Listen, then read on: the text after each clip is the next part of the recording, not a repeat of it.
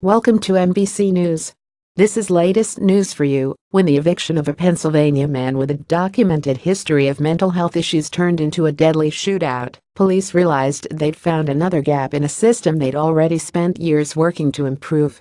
How had the man, Donald Meyer Jr., passed the state's background check? State police investigated and found that the record of the man's involuntary mental health commitment, which should have barred him from buying weapons, had been lost in transit between the county and state.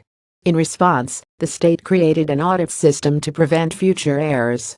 As federal lawmakers seek to improve record reporting to the federal background check system after a Texas massacre highlighted the risks of missing records, Pennsylvania offers a potential roadmap. The state has spent the last 6 years aggressively overhauling records reporting, hunting down reporting gaps like the one that let Meyer buy a gun, and modernizing the technology they use to keep guns out of the wrong hands.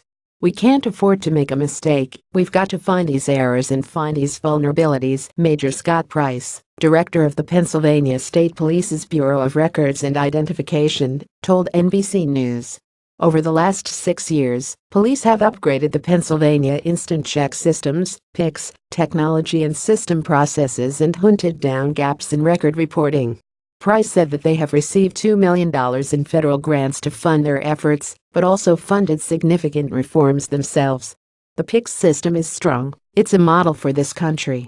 Every state should strive to do as well in record reporting as they do, said William Rosen, the deputy legal director at Everytown for Gun Safety, a group that advocates stricter gun checks for gun sellers are far from simple. An inquiry goes by phone or computer to the FBI's National Instant Criminal Background Check System, which searches itself in two databases, the Interstate Identification Index, where criminal histories are stored, and the National Crime Information Center, which houses warrants and protection orders.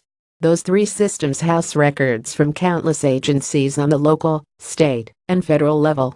13 states run their own background check systems too, housing state records and submitting copies to the federal systems, according to FBI. 7 states run background checks for certain kinds of weapons, leaving the rest to the FBI.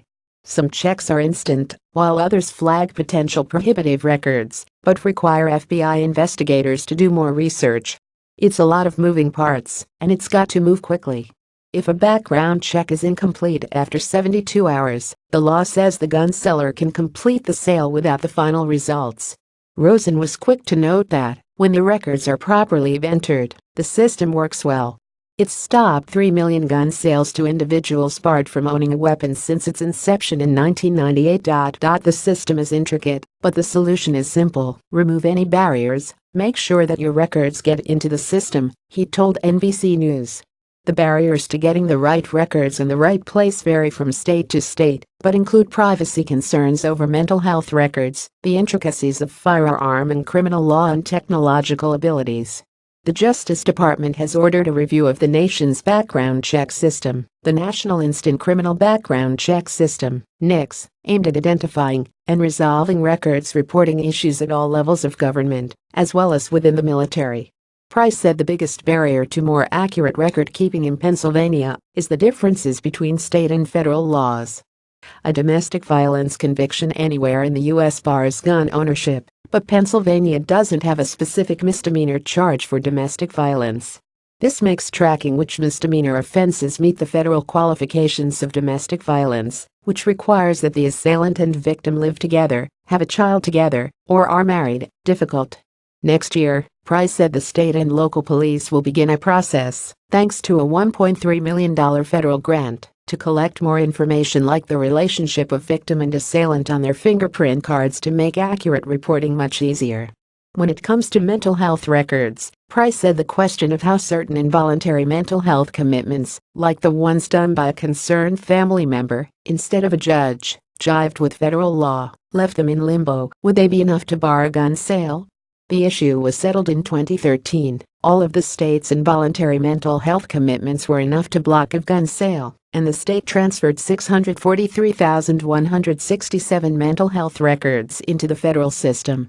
In the 4 years since, Price said they've added around 200,000 more mental health records to the federal background check system. According to the National Shooting Sports Foundation's Fix NICS campaign, the state has submitted the most mental health records per capita of any state in the country, as of the end of 2016, the most recent data available.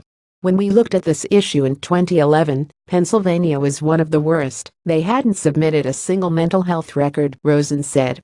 By the time we circled back in 2014, they were the best state in the country with hundreds of thousands of records in the system.